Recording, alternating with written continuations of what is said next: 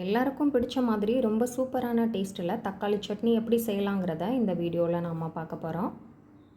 Hi friends, welcome to 90s channel. என்னோடய சேனலை first time பார்க்குறவங்க சப்ஸ்கிரைப் பண்ணிவிட்டு பக்கத்தில் இருக்கிற பெல் பட்டனை அழுத்திக்கோங்க. இந்த டேஸ்ட்டான தக்காளி சட்னி செய்கிறதுக்கு நான் இன்றைக்கி நல்லா பழுத்த 6 மீடியம் சைஸ் தக்காளி எடுத்திருக்கேன். இது கூடவே 2 பெரிய பல் பூண்டு, ஒரு பெரிய சைஸ் வெங்காயம் இதெல்லாம் கட் பண்ணி எடுத்து வச்சுக்கலாம். இப்போ நம்ம சட்னி செய்ய ஆரம்பிச்சிடலாம். அதுக்கு ஸ்டவ் ஆன் பண்ணி அடுப்பில் ஒரு பேன் வச்சுக்கலாம். அதில் ஒரு 2 ஸ்பூன் அளவுக்கு எண்ணெய் ஊற்றிக்கலாம். நான் இப்போ ஒரு 2 ஸ்பூன் அளவு நல்லெண்ணெய் ஊற்றிருக்கேன்.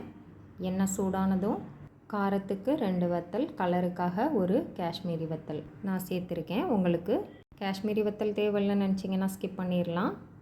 காரம் உங்களுக்கு எவ்வளவு தேவைன்னு நினைக்கிறீங்களோ அதுக்கேற்ற மாதிரி காஞ்ச மிளகாய் சேர்த்துக்கோங்க.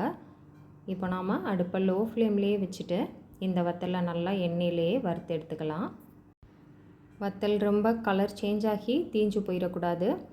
ஹை ஃப்ளேமில் வச்சோன்னா வத்தல் நமக்கு டக்குன்னு தீஞ்சு போயிடும். அதனால் லோ ஃப்ளேமில் வச்சுட்டு நல்லா ஃப்ரை பண்ணி எடுத்து வச்சுக்கலாம். கலர் சேஞ்ச் ஆகாமல் இந்த மாதிரி நல்லா வறுபட்டதுக்கப்புறமா இதை தனியாக எடுத்து வச்சிடலாம். இப்போ இதை நல்லா வறுத்தாச்சு. இப்போ இதை நாம் தனியாக எடுத்து வச்சிடலாம். ஆறுனதுக்கப்புறமா 2 உடச்சி பார்த்தோன்னா உடையணும், அந்தளவு இந்த மாதிரி வறுத்தாச்சு. இப்போ இது தனியாக இருக்கட்டும். இப்போ இதே பேன்லேயே நாம் எடுத்து வச்சுருந்த ஒரு பெரிய சைஸ் வெங்காயத்தை தோல் நீக்கிட்டு இந்த மாதிரி நீளமாக கட் பண்ணி வச்சுருந்தேன், அதை சேர்த்துடலாம். கூடவே நாம் எடுத்து வச்சுருந்த 2 பெரிய பல் பூண்டை நான் கட் பண்ணிவிட்டு சேர்த்துருக்கேன். பூண்டு சின்ன பல்லாக இருந்ததுன்னா ஒரு 4-5 பல் பூண்டு கூட சேர்த்துக்கலாம். சேர்த்துட்டு வெங்காயம் நல்லா கலர் சேஞ்ச் ஆகி வரத்தண்டியும் வதக்கிக்கலாம். பாருங்கள், இந்தளவு வெங்காயம் நல்ல கலர் சேஞ்ச் ஆகி வதங்கியிருக்கணும். இந்தளவு வதக்குனதுக்கப்புறமா நாம் தக்காளி சேர்த்தோன்னா தக்காளி சட்னி நல்ல டேஸ்ட்டாக இருக்கும்.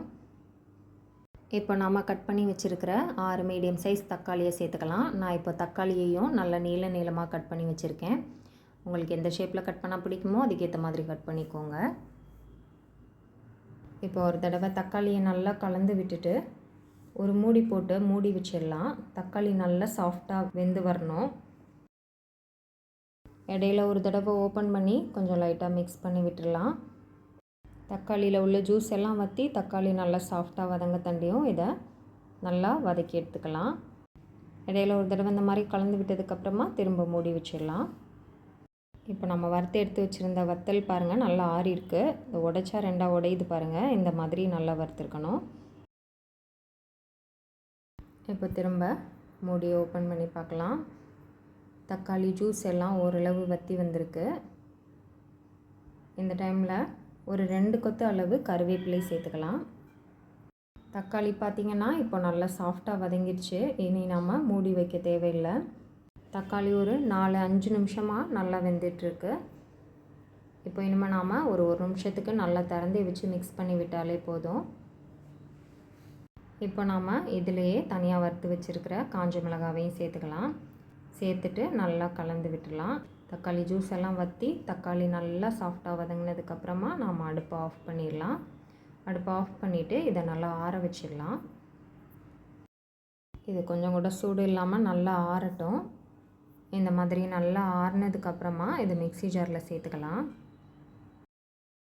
தேவையான அளவு தண்ணி சேர்த்துக்கலாம். நான் இப்போ ஒரு 3/4 டம்ளர் அளவு தண்ணி நாம் தக்காளி வதக்கின பேனில் ஊற்றிட்டு அதை அலசி சேர்த்துருக்கேன்.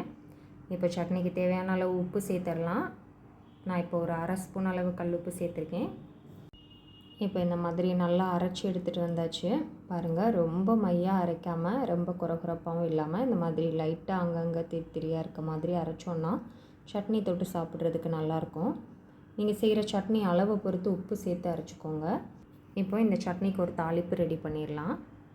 இதுக்கு ஸ்டவ் ஆன் பண்ணி அடுப்பில் ஒரு பேன் வச்சு 1 ஸ்பூன் அளவுக்கு எண்ணெய் ஊற்றிக்கலாம். எண்ணெய் சூடானதும் 1/2 ஸ்பூன் அளவு கடுகு சேர்த்துக்கலாம். கூடவே ஒரு 1/4 ஸ்பூன் அளவு உளுத்தம்பருப்பு சேர்த்துக்கலாம். கடுகு நல்லா வெடிச்சதுக்கப்புறமா ஒரு காஞ்ச மிளகாய், 2 கொத்து கருவேப்பிலை சேர்த்துக்கலாம். அடுப்பை லோ ஃப்ளேமில் வச்சுட்டு இதை லைட்டாக கலந்து விட்டுட்டு கூடவே கொஞ்சமாக பெருங்காயத்தூள் சேர்த்து கலந்து விட்டுட்டு நாம் அரைச்சி வச்சுருக்கிற சட்னியை இதில் சேர்த்துக்கலாம். பேன் சூடாக இருக்கிறதுனால சட்னியை ஊற்றும் போது கொஞ்சம் மேலே தெரிக்கிற மாதிரி இருக்கும், கவனமாக சேர்த்துக்கோங்க.